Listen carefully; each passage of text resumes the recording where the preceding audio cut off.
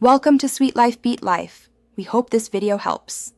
The Google Play Store is a pre-installed system app on most Android phones.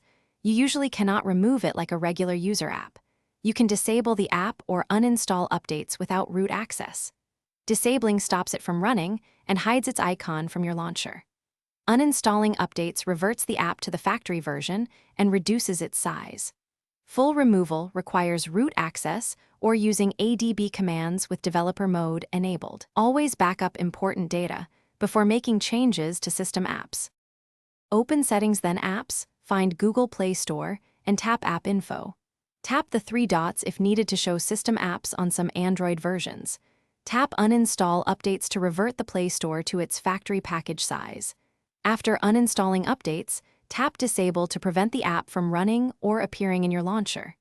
Confirm any prompts and understand disabling stops background activity and notifications. To re-enable, return to the same App Info screen and tap Enable or Install Updates from Google Play. Enable developer options, then turn on USB debugging in settings on your Android phone.